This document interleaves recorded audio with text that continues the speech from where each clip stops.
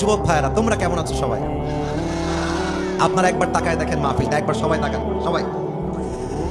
আচ্ছা, এবার look at me, আমাকে দেখেন। দেখেন আমার কথাটা ভুল হয় কিনা ঠিক হয়।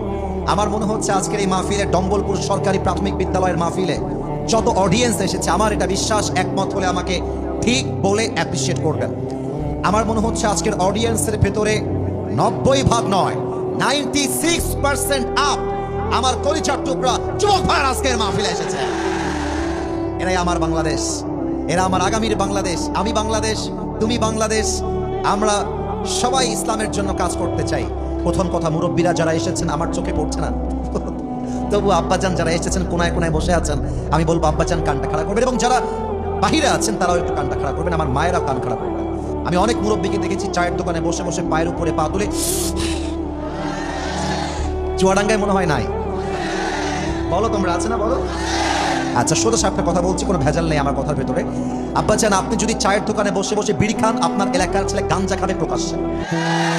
আব্বাজান, আপনি আমাদের আদর্শ, আপনি আমাদের ভালোবাসার জায়গা। চায়ের দোকানে প্লিজ বিড়ি খাবেন না, সিগারেট টানতে যাবেন না। 1 নাম্বার মেসেজ, কথা শেষ। 2 নাম্বার মেসেজ বাবার জন্য। আব্বাজান, আপনি একা দাড়ি টুপি রাখলেই কিন্তু জান্নাতি হতে পারবেন না। আপনি নামাজি হলেই জান্নাতি হতে পারবেন না। আপনি জাস্ট তাহাজ্জুদ পড়লেই একা একা জান্নাতি হতে পারবেন না। আপনার ছেলের বিয়ের বয়স হয়েছে, আপনি বিয়ে দিতে চান না, এটার জন্য আপনি আব্বাজান জাহান্নামের আগুনে পড়তে পারেন। আব্বাজান, আপনি আপনার ছেলেকে বিয়েটা দিয়ে দেন। আপনার ছেলেকে বিয়ে দিলে সমাজটা নেশামুক্ত হবে, জেনামুক্ত হবে, যুবকরা নবীর আদর্শে আদর্শবান হবে।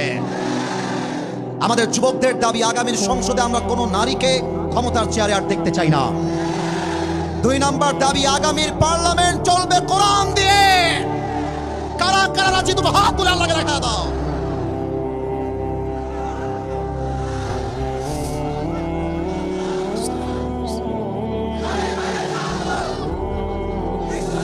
সবাই থামেন, মুরব্বী সবাই থামেন। মুরব্বী আব্বাজান, আপনি তাকবীর দেন। সবাই থামবে, আপনি দাঁড়ান। আব্বাজান, আপনি দাঁড়ায় তাকবীর দেন। আপনার আওয়াজ আমার পছন্দ হয়েছে।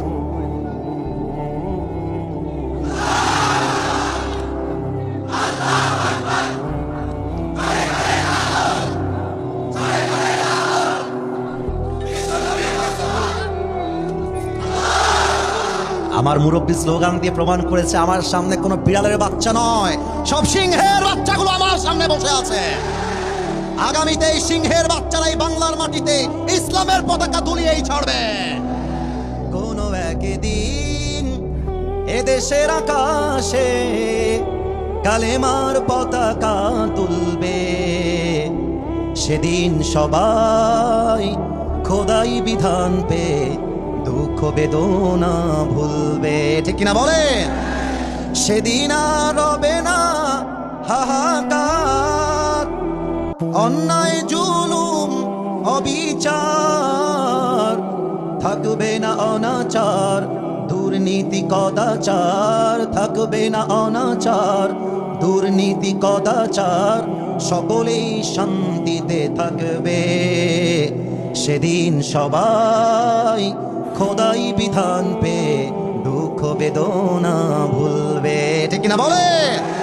কোনো একদিন এদেশের আকাশে কালেমার পতাকা তুলবে, সেদিন সবাই খোদাই বিধান পে দুঃখ বেদনা ভুলবে। পড়েন সবাই, আল্লাহু আকবার।